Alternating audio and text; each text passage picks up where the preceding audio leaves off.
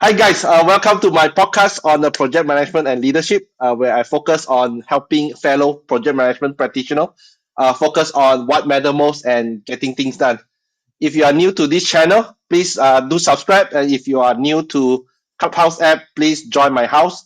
The link is available in the description. Okay, let's get started.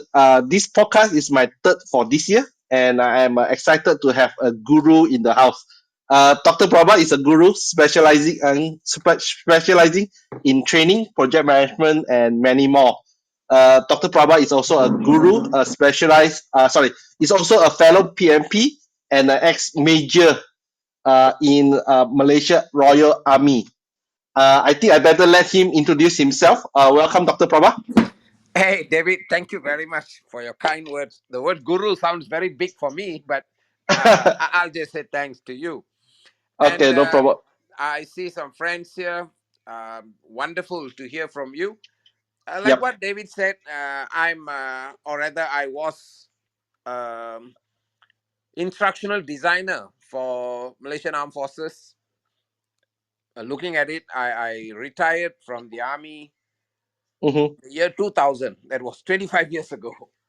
Okay. Yep. So in the Yep. armed forces, not everybody are what we call as an infantry. In the Mm-hmm. front line, in the war Yep. zone or what. Yeah, I'm part of the support team, and Yep. my expertise is instructional design, and I've involved in a lot of projects uh, in designing, training, and capacity building. So that's something I started in the armed forces. But Mm-hmm. one significant project that I was involved in for 14 years is Mm-hmm. building warship for Malaysian Navy. So that is Wow. something I'm excited to share the experience, including massive failure of projects, at least partially. So now you can actually start talk back about our government, is it? Well, as far as I'm concerned, the projects are brilliant projects.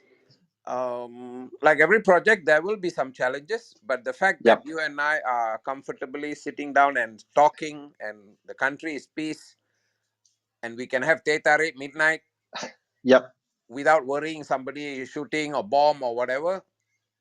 I hope we realize that someone is taking care of our peace and safety and security. Okay. Hey, Dr. Prabha, probably I want to bring forward a question that I sent to you. Sure. Probably when you are introduce yourself as an ex-army, probably a lot of us are wondering how you get yourself a PMP and then later on become a trainer. Very nice, very nice. Yep. Like what I was mentioning, I started my career as an army officer, and my job. I mean, way back in the 1990s, I was not even aware that it was a project. Yeah, but now reflecting on it, we have a specific time. Say we have about 6 months to develop a training manual, and then we need to conduct training before specific people are willing to equipped, competent to go and take Mm-hmm. their job. For example, Mm-hmm. operating and maintaining a warship. Mm-hmm. So that's how I started in the army as an officer, and then Malaysia got a project to build warship. Generally, when we talk about projects, people talk about failed project. Yes, there are a couple of failed projects. The project that I was involved is actually we had some challenges, but we delivered 6 warships successfully. So while managing the project, I realized many hands-on aspect of project management, from requirement analysis until the final delivery, post trainings, post project support. So while realizing this, I also realized many of us, including some of my friends who are very, very senior, are what we call as accidental project managers. Mm-hmm. That means sometimes you are a very good engineer and you ended up become engineering project manager. Mm-hmm. That means you are functionally good, but you are not competent in project management. So that inspired me to go through the proper, those days, if I remember, I think it's PM BOK 3. Um, we went through that and sat for the PMP exam and so on. That's how my journey as a professional project manager started, David. Okay, cool. Because you're in army, you also provide training. That is also where that you also become a trainer. Exactly. I mean, I always tell people, yeah, if you are running a business, if your Mm-hmm. people are competent, worst case scenario, the business bankrupt. But in the armed Yep. forces, if a person is not competent, you bring back body bags, Understood. Understood. right? So in our case, ensuring a person is competent within the given time, that is literally life or death situation there. Mm-hmm. So let me bring back to my first question then. Since that you are saying that it is critical that as a project manager you need to provide training. Um, why do you think that training is actually a skill that the project managers must have in order to empower others? Very good. Yeah. I love this question. Why do training is a skill?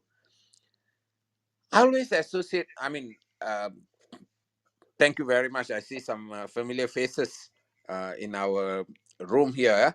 Uh, Mm-hmm. Projects like, let's look at manager dimension of the project. Yeah. Mm-hmm. That means you are responsible for planning, organizing, leading, controlling a group of people, resources, and put together and get the job done. So, in another word, project is always get done through people. Mm-hmm. So, if a project manager is not capable of adding value in terms of developing his people or her people, either directly or indirectly, meaning not all project team members come as a competent person. Yeah. Mm-hmm. That is why in Yep. PMBOK, part of our skill set is capability building. Yep. So if you outsource the job to somebody else, he or she, the external people, external trainers, they may have big names, but they may not be really understand what's happening in the project. That's number one. Number two, I always remind myself and my friends in project management, training or majority of training experience happen in a very informal setting. So whether you are starting a kickoff meeting or you are doing your project review meeting or you are doing your project monitoring or you are doing your project closing, every project management activity is an opportunity to develop people. So if a project manager has the skill set of training, he or she will be able to do better job in developing his team or her team. Mm-hmm. As such, he will be able to deliver a better project because he will be able to empower the people. He will be able to delegate the task peacefully. Otherwise, he or she has to micromanage everything. So what I hear is that basically our job as a project managers, right? No matter what project that you're doing, we need to train our team members in order to able to perform their task without us being there to monitor them or without there to micromanage them. Precisely. And like all of us know, even going back to the basic definition, yeah, every Mm, project is unique. yep. So the uniqueness, and you and I are perhaps our friends here, they are project managers because they have this unique capability and they have to continuously learn and share that expertise with other people, especially in an environment training and situation. I mean, sorry, in an informal training situation. When I say informal, it's not a formal classroom, but in the day-to-day activity. So Okay. definitely, yeah, build Hmm. the biggest resource a project has is talent. Yep. And if the talent is not fully utilized, I was having a conversation with a friend. I love the idea of comparing useless and useless. Mm-hmm. Without well trained, the resources may be quite useless because they are useless. When we conduct a good training, the resource that we have can be optimized. Okay. Okay, I love the words useless and useless, the thing, so that we basically helping our team members to grow, to be independent, so that they can do their job uh, accordingly. That is, I think that's what I hear from you. That's why that we need to have that training skill. But come to us as a project manager or as a project management professional, what benefit to us? What do you, how is it benefit to us as a project managers? Interesting, yeah. Number one, as a project manager, we will continuously, at least, uh, facing challenges. Mm-hmm. If anybody, especially if new project management team members, if you're expecting your project don't face challenges, um, then your expectation is unreasonable. All right. Sometimes I use the word like project management is like navigating in a rough sea or in a wide water rafting. You don't expect what's going to happen next. Mm-hmm. So if you are good in developing people, you will be able to prepare your team in a more effective manner to face uncertainty. So that is one. Mm-hmm. If you're good in developing or training, you will be able to. Training comes with also understanding the customer's challenges, customer's requirement, and you consciously or unconsciously you can also develop your other stakeholders. Mm-hmm. Thus, your core business of delivering the project can be facilitated. So that Yep. is in real life within the project deliverables. If you remember, David, I think a couple of months ago we spoke about this. I really love the initiative of our you and PMI Malaysia team in terms of safety net. Yep. So you have a lot of experience, but if you have the capacity, experience, but you are also talented and skillful in Mm-hmm. training, you can make a living as a trainer when the project is in a low season where you don't have much job, or when the project is completed and you don't have a new project, you are acquiring a new skill. Like, friends who are in Malaysia, if you are a certified trainer, you can start a company and you can have a new project named as capacity building of people, developing talent. So for me, the benefit of training to project managers is while you are managing project, you are able to continuously develop your team. And best part of training, David, in my opinion, yeah, Mm-hmm. when you are developing other people, you are actually developing yourself. Yep. So that means your capacity to be a better project manager continuously grow while you are a trainer. That is for the benefit of project.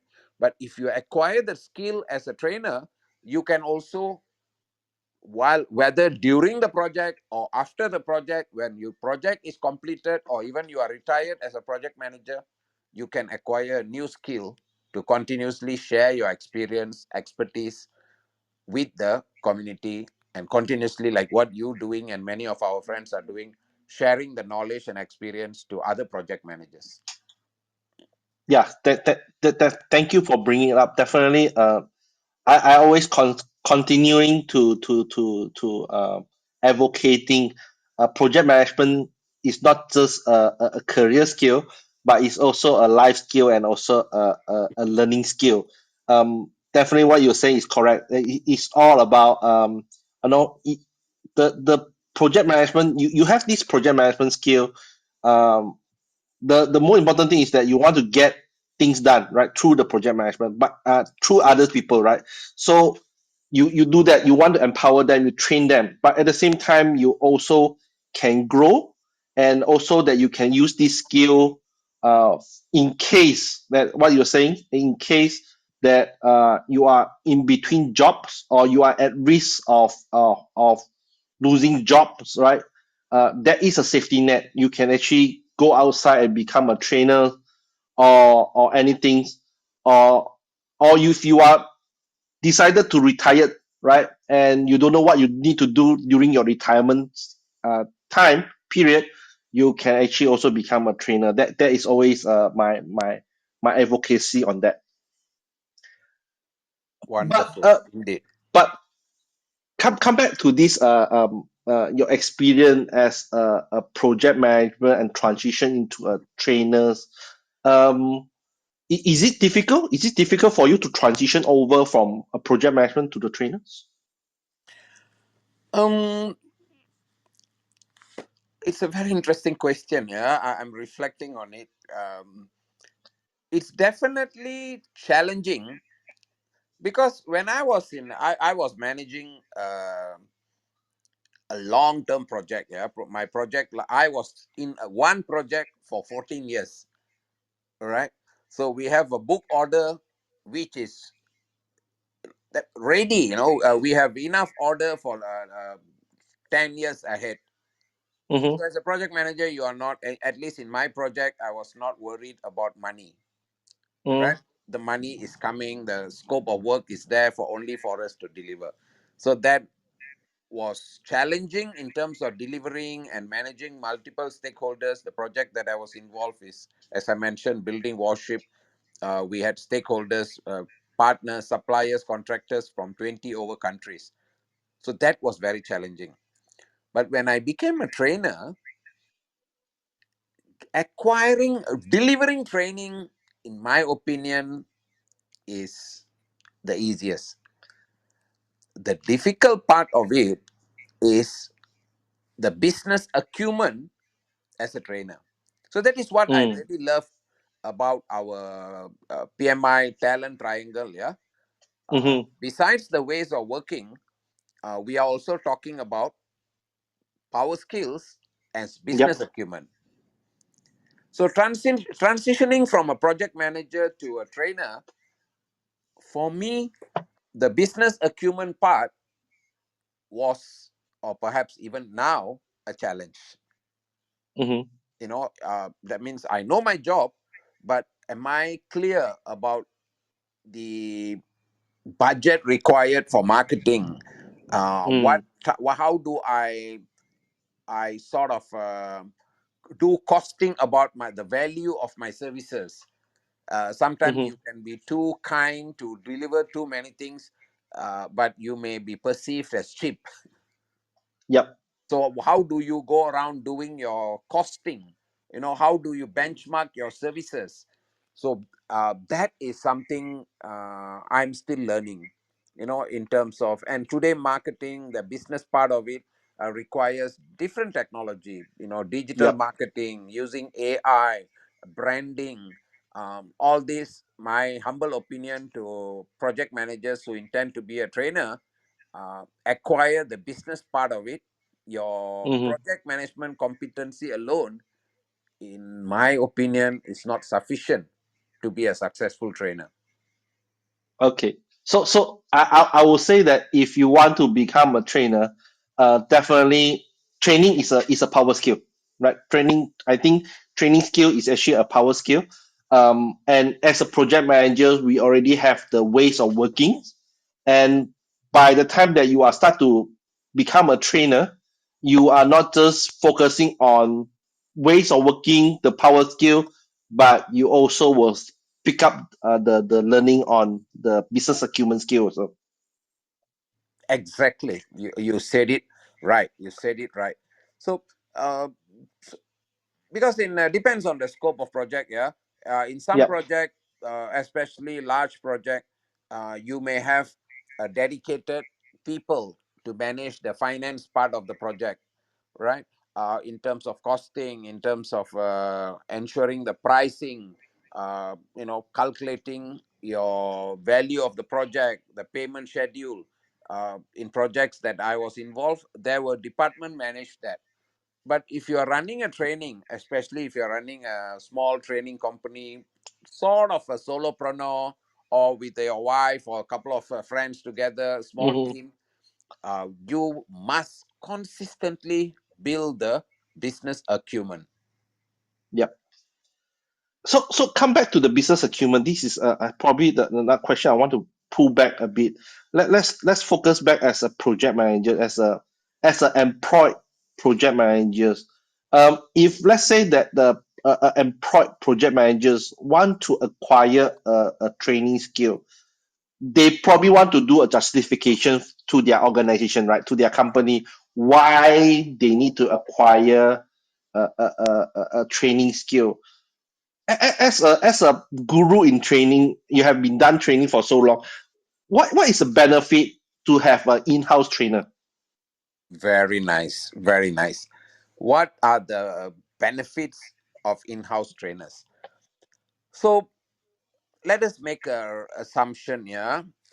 Mm, Or you are an organization, and you are so busy in managing project on the site, or you're always busy, as project managers attend so many meetings, meeting with customer, meeting with our own team member, meeting with other stakeholder, including government authorities and so on. You are busy, so mhm, when it comes to training, you outsource it. Your question is, what is the benefit of developing in-house talent as trainers? Imagine this, David. Yeah, imagine. Assuming a big organization, you have about mhm, 50 engineers, and they are part and parcel of the project team. I'm just using engineers as an example, but let's say subject matter expert, different mhm, field. Imagine if they are trained as trainers. Let me explain three benefits, if I may. mhm, Number one, assuming, David, someone, let's say I see our friend Hurley is here, and Hurley, with his vast experience in agile, IT, etc. And if Hurley decided to become a trainer, his vast, close to 3 decades of experience can be captured into a training manual. mhm, yeah. And if David systematically designed a training a training manual, David will be able to share his vast experience with other people. Hurley will be able to share his vast experience with other people. Mhm, So, in the training world, your vast experience, which is not well documented, it's called tacit knowledge. TACIT, yep. tacit knowledge. So, when you develop that into a training manual, it becomes what we call as, excuse me, explicit knowledge. So knowledge which is hidden in people's experience are captured into a manual. So that is number one experience if you develop in-house trainers. Your companies, like in project management, we call that the organizational process assets. Experience only become organizational process assets if it's captured and documented well in the way that other people can follow.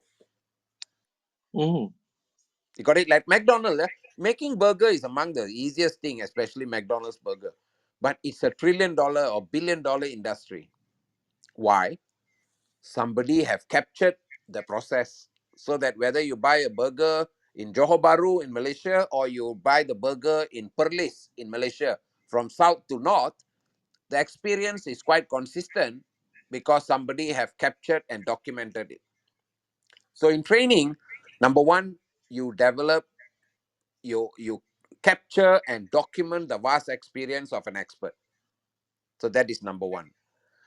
Number two, when you are conducting training using in-house trainers, you can actually describe real project challenges internally, because you don't want your internal project issues to be described with external parties, because some of it could be confidential and you don't want the world to know about it, and because it's Mhm. confidential. So when you Yep. have in-house trainers, you are developing that. Number 3, when you have the process of developing in-house trainers, training is such a beautiful field. Both the teacher and the learner grow together, Yep. so the organization grow, so the organization become learning organization. So even if you have a real project issue, you can translate that project issue into a discussion question during the training. You can give some kind of assignment, what I call as a post module assignment, to the team. Go and figure out how to solve the problem, and come up with corrective preventive action, come up with risk mitigation strategies, and that can be part and parcel of the training initiative. So these are the immediately the 3 things that I can think of.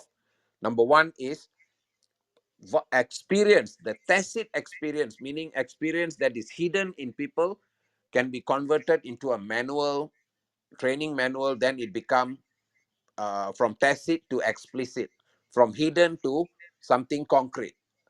Number 2, in the process of developing training, you are actually both the teacher and learner become better. And when that happen, organization are growing as a learning organization. And one bonus is you can even expand your business beside projects into training as a project. So imagine organization who are dedicated in managing project, they also have a training academy. You can use their own project management resources as a Yep. trainers, especially during, I mean, developing talent. You don't have to worry about material, you don't have to Yep. worry about material escalation, supply chain management, etc. Yeah, because your talent is your biggest resource for training, is the experience of the people, which is taught in their brain, which you don't have to have big capacity of warehouse.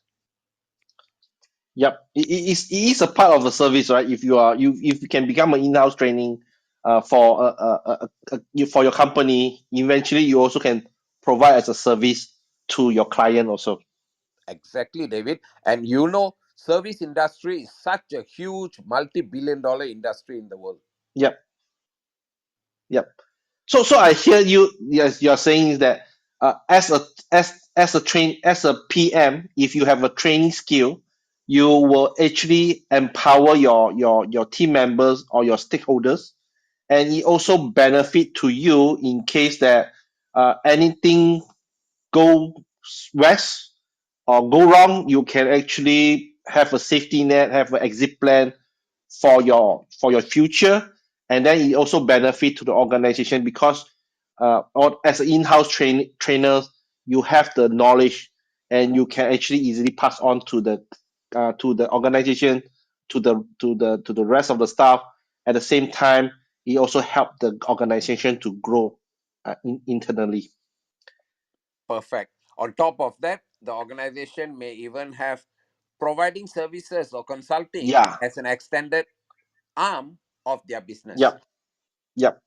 Definitely, this is as I'm not sure whether I share with you, as I always tell everybody, tell my inner group, that I saying that I'm not just going to help people to gain the training skill, but I also want to help people to gain a consultant skill, so that they can, anything happen to them, they can also become a consultant, which is the later part. I'm going to cover that in a separate podcast on this. So Nice. doc, I understand the purpose of become a trainer. All right, as a project manager, become a trainer. Probably a lot of the audience would like to know what is needed to acquire a training skill. That's very, very important question. Yeah. Yep. Um, Let me just take Malaysia scenario. Yeah.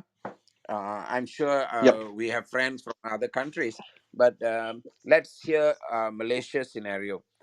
In Yep. Malaysia, training is at least organizations in Malaysia are contributing to an agency called HRD Corp, Human Resource Yep. Development Corporation. I love the principle. Yeah, in Malaysia, there is a legal requirement for organization to invest 1% of their overhead, 1% of the total salary into a fund. Mm-hmm. Interestingly, about 100,000 organizations are contributing to the fund in Malaysia. So we have huge pool, more than 2 billion ringgit every year under that fund. Yep. But interestingly, for organization to use that fund for their own training, their trainers must be certified by an institution, as I mentioned, Human Resource Development Corporation, through a training program. We call that HRD Corp Train the Trainer Certification Program, or in short, TTT, Train the Trainer. So, if you want to be a trainer, the first step is acquire the TTT certification. Allow me to share what do you get in that TTT certification. You see, most of us, when we hear the word training, our experience can be in the school or in the university. I don't know about you, David. I went to school, janji pass kind of situation. Me too. Me too. You know, lebih kurang, that means uh, we want to pass the exam. So Yeah. the mindset will be to prepare for the exam. The teachers also prepare according to the syllabus and so on. In training world, we call this pedagogy. Peda like pediatrician, children, even in university. Yep. But for adult, they come to, let's say you send someone, you have a issue with managing risk. So you send Yep. someone for risk management. At the end of the course, you want them to be adding value to manage risk effectively. Yep. So for adult, the whole idea is applying the lesson to solve an organization's problem. So that is the first step, yeah. Adult learning Mm-hmm. principle. What are the attributes of adult learners and how do we add value? And then when it comes to school, syllabus is predefined by the government or university designed by the university. But Yep. for project, or rather in the training world, every training manual can be new. That can be perceived as a project, as some uniqueness. So you need to be able to what we call as training need analysis, diagnose like doctors, yeah, diagnose the requirement and design the training, the next phase. And then you need to be able to create an engaging learning experience so that people don't end up sleeping or their mind is somewhere else, because adults, we have a lot of other priorities, so we want people to stay focused on you. And last but not least, you must be able to evaluate whether the training is actually adding value in terms of resolving.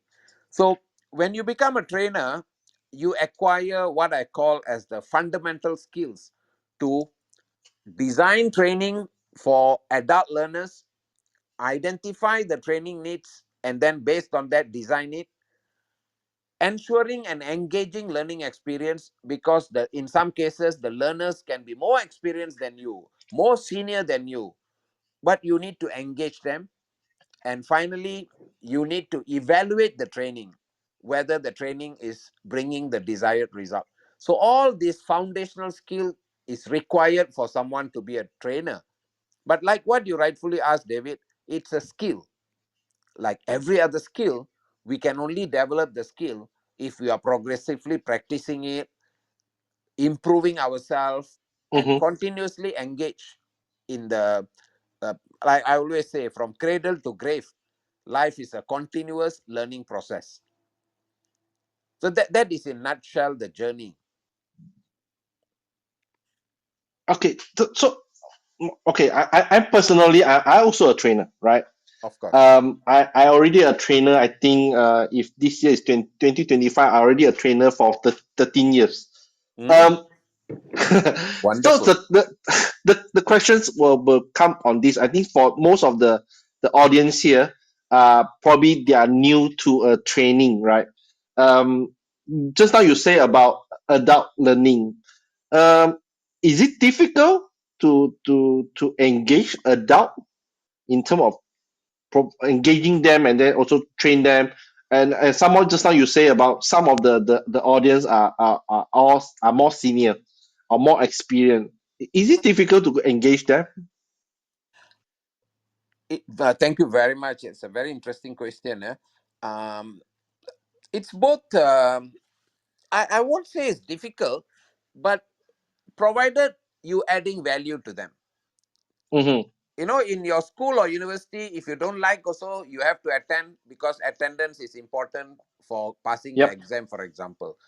But adults, they can sense whether you are adding value, whether you are expert, or whether you are really bullshitting using AI, chat gpt, or what. No, they can smell Yep. it from a distance. So in order for you to both, I think this is also applicable for school or university. Yeah? As a Mm-hmm. trainer, we must gain their trust. We must be trustworthy to be trusted. So once you show evidence that you are genuine, authentic, you are well prepared, you really have experience that you shared in your course outline or your business proposal, you will gain the respect. Mm-hmm. Once you are, and remember, as an adult, you are a facilitator.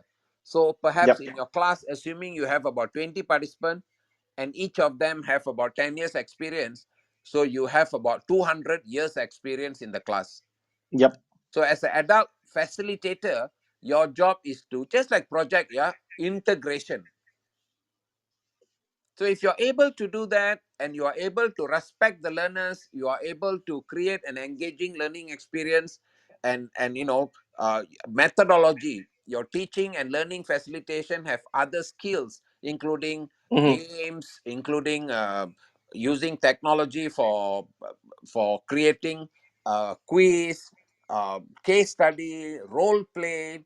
So if you can have diversified methodology, and the learners are actually engaged both in sharing the knowledge and acquiring the knowledge, gaining their attention is not difficult. But if you Mm-hmm. go there with the assumption, I have many years of project experience, because training is not like you just pouring, it's not one way. People will walk off, and once your reputation as a trainer is gone, uh, it's very, very difficult to get back, because the word spread very, very fast, Yep. especially in today's social media. Yep. It's very interesting that you put in such a way that on the things that is required for the training skill. I try to compare as a project management power skill. In the management power skill, we do need engagement skill, right? We need to have a skill to engage with stakeholders, which I think that the training skill provided. And you need to have a business acumen skill where you need to do some analysis, and you also need to do some assessment so that you know what is required, and then design, and then you can actually assess whether that your cost outcome is meet the objective or not. And then the lastly that I hear, this is something that I think my personal experience is that when you conduct a training, each training can be also unique because the the the audience is unique, the cost is unique, and the outcome may be have you need to customize it. So it can be pretty much ways of working, right? Can like either it's like predictive or it can be agile. It also can apply that, right? Yeah, Am I saying something not familiar with in the project management term? I really love your overview, David. Brilliant. Um, in integrating the talent triangle, ways of working, business acumen, and power skill.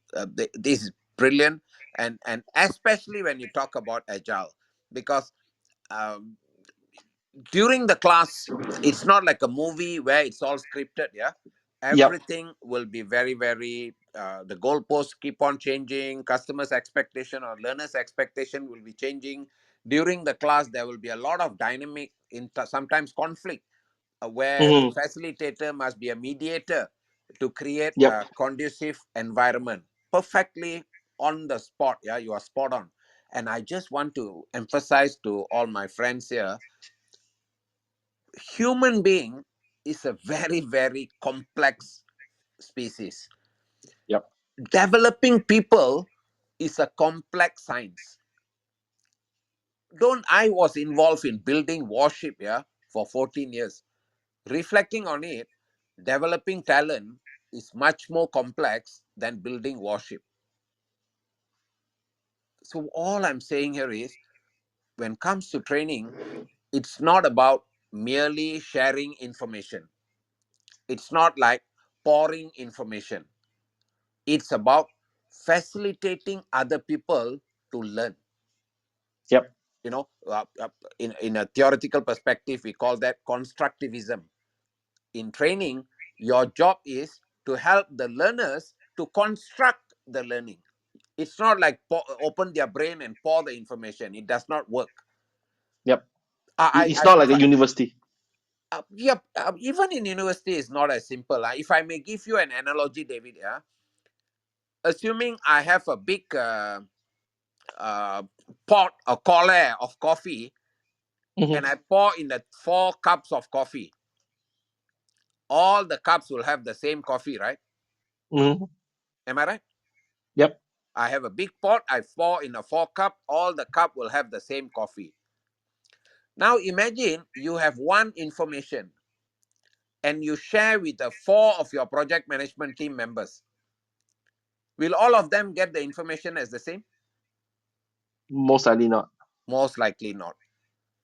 That is just a reminder that developing people, it requires a structured process so that the information are delivered and it is perceived, and that gives them a good head start to translate that learning into action. So I would say that even as a training, we are also learn to be structured delivery. Definitely. And we got to apply the project management skill. For example, start with the requirement analysis. So in training world, we call that training needs analysis. Mm-hmm. While we are conducting the training, do the really training really happening? That is where our project monitoring and control happens. So the developing people should be perceived as a project, and in my opinion, it's a very, very complex project, David. Mm-hmm. Don't assume you just prepare PowerPoint slide and go and deliver, training happen. Information Yep. can be shared, but whether learning happen or not cannot be assured. That require a structured process.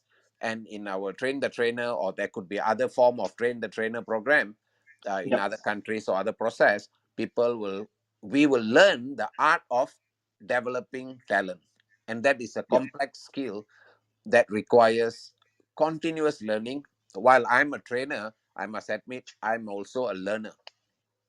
Yep. Okay, Dr. Prabha. Probably let me go to the last segment. Sure.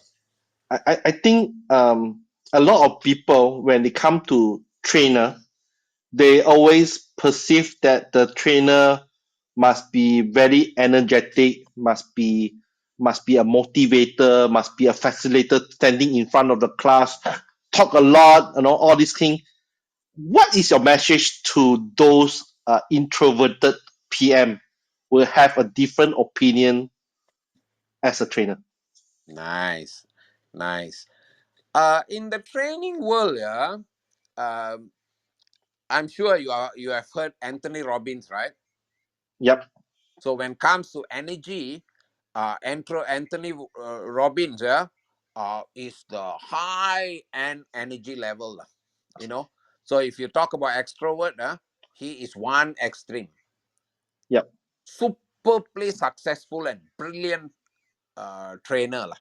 You know, Yep. his books like Awakening the Giant, Unlimited Power is a gem contribution to the mankind lah, in my Yep. opinion at least. And if you remember Dr. Stephen Covey, he Yep. is also a world-class trainer, the late Dr. Stephen Covey, but a fatherly character, very soft-spoken. He don't rah rah shout or no have a powerful energy like Anthony Robbins, but also equally super successful facilitator. So, in my opinion, if you are not there to sort of a politician rushing for vote to inspire people with the kind of influencing people, not necessary lah. You just be your version. So if you are an introvert, you don't have to if you're a soft spoken, you don't have to benchmark yourself with Anthony Robbins. No, focus on delivering the skill.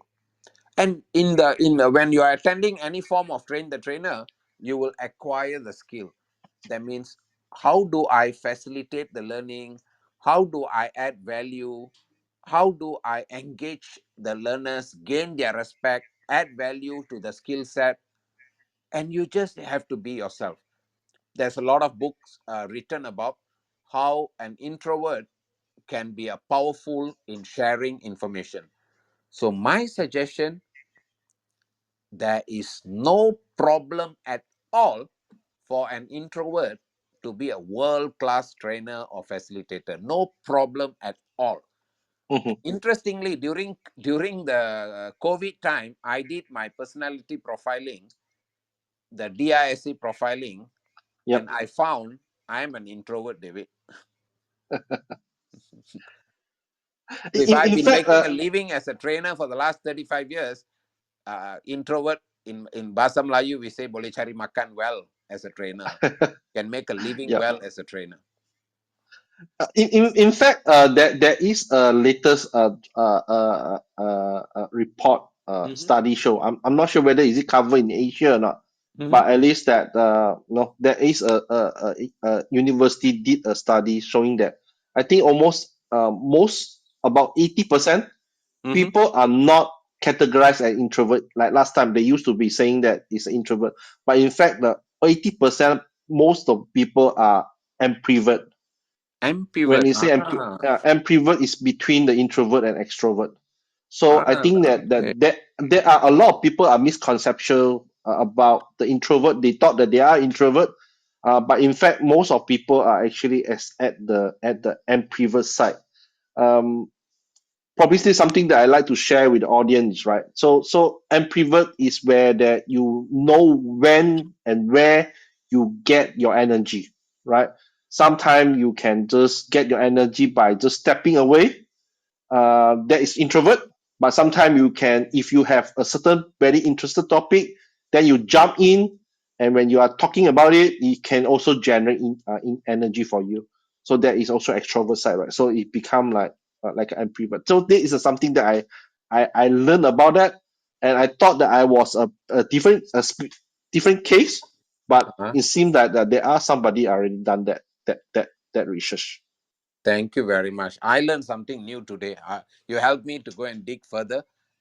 Yep, Ambivert. I'll definitely look up and read up about it. Thanks a lot, David. no problem.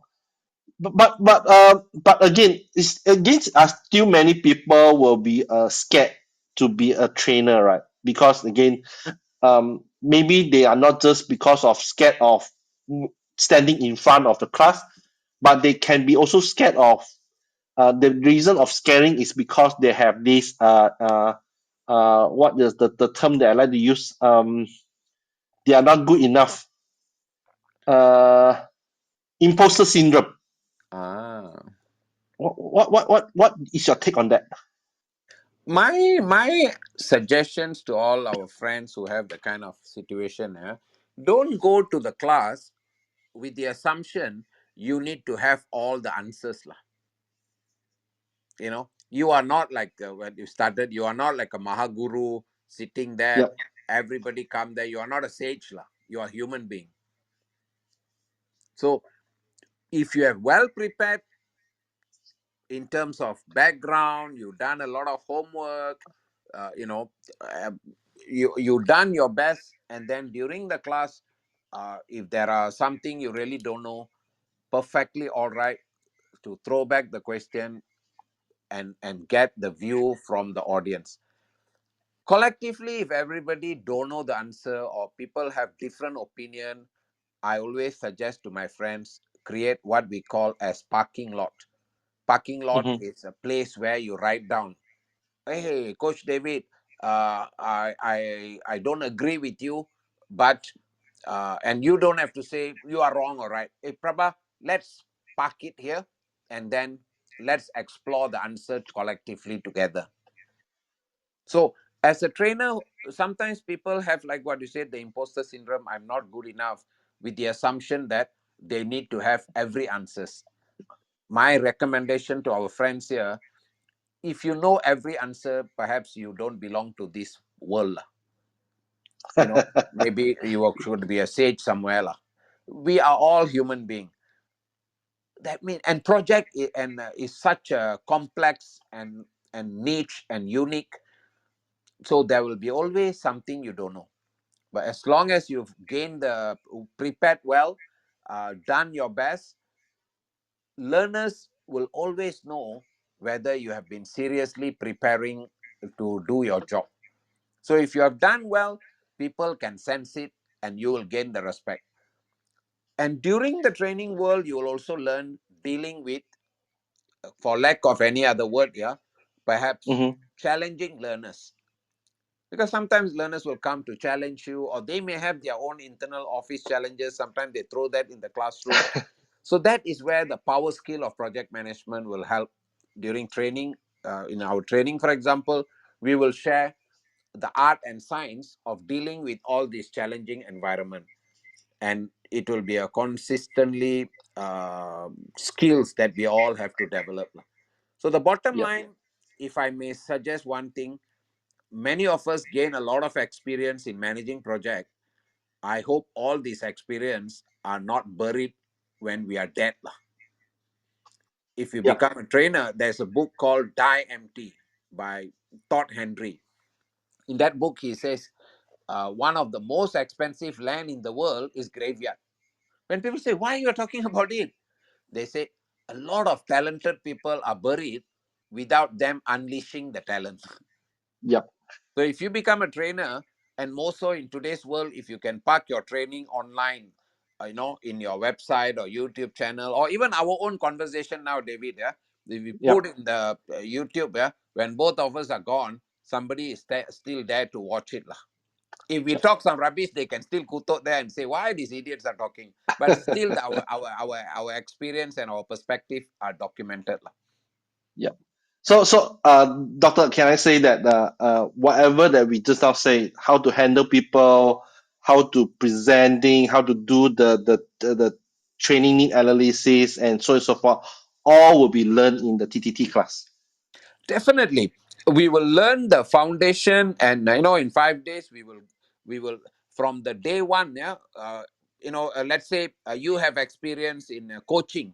So let's say coaching skill for project management.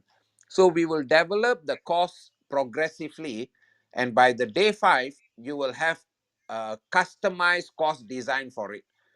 And that training, the TTT, will give you right foundation for you to continuously upskill yourself, and Mm-hmm. and it will be a continuous process, definitely. And in Malaysian HRD Corp TTT, the syllabus is designed by benchmarking best practices in the world, and I'm sure in many part of the world they have similar syllabus, where we use the model, a very traditional model we call ADDIE: analysis, design, develop, implement, evaluation. So that will be Yep. a skill they acquire in our train the trainer. Okay. Okay, so I just want to share this on with the audience. Why I'm having this podcast with Dr. Prabha is because I'm in the midst of working with PMI Malaysia chapter to organizing a TTT program for the members. For the chapter member, it also will be open for the public also, so that everybody not just to learn just to be a project manager, but at the same time you will learn the training skill as an empowerment skill that you can actually use it for your staff, for your team members, and you also can use it for your organization. And definitely the most important thing is actually use it for your own safety net and also your exit plan. So that is always my plan to actually contribute back to our community. This is what we're going to target it on. So this is definitely something that I'm going to work with Dr. Prabha in the next couple of months. We're going to launch this product in our chapter so that we can actually help our chapters members to not just focus on project management but also personal growth also. So again, thank you, Dr. Prabha, for the great sharing. I think the audience have, including myself, have learned so much from you today. If the audience want to learn more, can they connect with you on LinkedIn? Oh yes, definitely, and they can connect with me, or they can connect with you, and you can connect together. Anyway, if there's any way I can add value to our wonderful PMI Malaysia or anywhere in the world project management community, that will be a great honor. And Coach David, as always, absolute pleasure having a conversation with you. Thank you very much. Great, great. So I will be sharing a Dr. Prabha LinkedIn profile on my social media post and also a posting on the description on YouTube. So please feel free to connect with Dr. Prabha. Again, thank you for listening to this podcast. I hope this podcast will benefit you. You have gained as much knowledge about trainers. If you like this, please do subscribe my channel and join my house for future podcasts. Please do like and share freely. If you have any comment, please leave it down below. If you have any topic you want to learn, please also drop it at the below. Until the next podcast, please continue to be successful in your project or whatever that you're doing. And thank you for all. I will see you in the next episode. Bye. Bye for now. Thanks, Bye Dr. bye. Prabhat. Thank you very much, Bye bye. everyone. Good night. Thank you. Good night. Bye bye.